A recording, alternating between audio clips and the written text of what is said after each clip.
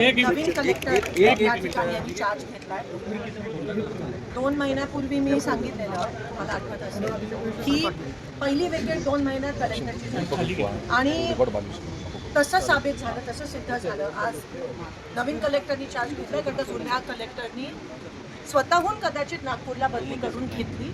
कारण का सोलापूरवर जे कोणी अधिकारी आहेत, कलेक्टर लेवल असेल, SP लेवल असेल, CO लेवल असेल, म्युन्सिपल कमिशनर असतील, सगळ्यांवर प्रचंड दबाव आपल्याला दिसून येतोय.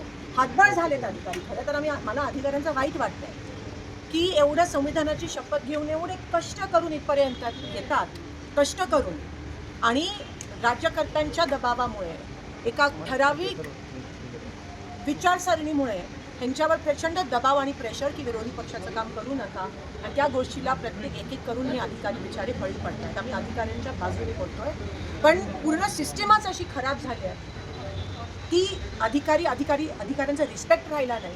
ते गव्हर्नमेंट शासनाचे नौकर म्हणून काम करायला लागले, आणि ह्या गोष्टीचा मी त्या ठिकाणी निषेध करते आहे. अनेक दिवसापासून DPDC, खासदारांची DPDC निधी प्रलंबित आहे. ह्यांची समाज एवढी छोटी आहे की जेव्हा DPDCची निधी अडवतात तेव्हा ती माझी वैयक्तिक निधी अडवत नाही. प्रत्येक गाव ज्यांनी मतदान केलं आहे काँग्रेससाठी, त्या गावातल्या शेतकऱ्याची निधी अडवत आहे.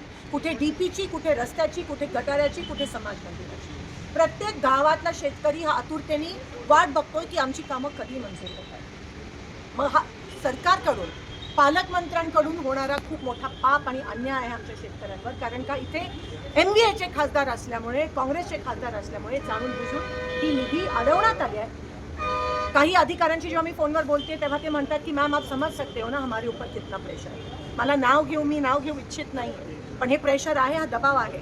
आज मी या पत्राद्वारे, कलेक्टर नवीन आले तामिळनाडूचे, संविधानाची शपथ घेऊन प्रचंड कष्ट करून इथपर्यंत पोहोचले, यांना मी निवेदन देते आहे. 15 दिवसात आमच्या DPDCची, आमच्या शेतकऱ्याची, आमच्या कष्ट करणाऱ्या गावकऱ्याची निधी जर मंजूर करून दिली नाही तर आम्ही आंदोलन आणि किंवा अमरण उपोषणाचा या ठिकाणी इशारा दिला. आम्ही 15 दिवस देत आहोत, नाहीतर सगळ्या गाव, आज तुम्हाला काहीच नाही, ह्याच्यापेक्षा दुप्पट त्रिप्पट प्रत्येक गावातून लोक येऊन माझ्यासोबत त्या ठिकाणी अमरण उपोषणावर बसणार आहेत, जोपर्यंत यांची DPDCची निधी मंजूर होत नाही तोपर्यंत. मी 2 महिन्यापूर्वी तुम्हाला सांगितलं की तुम्हाला तिथे जाताना दिसेल कधी इलेक्शनच्या वेळेस, कॉर्पोरेशन आणि जिल्हा परिषदच्या वेळेस, आणि तसंच झालं आहे. मी जसं म्हणाली, हे कष्ट करून इथपर्यंत येतात ऑफिसर. हे प्रत्येक ऑफिसर हा ह्या प्रेशर खाली बळी पडतो असं नाही आहे.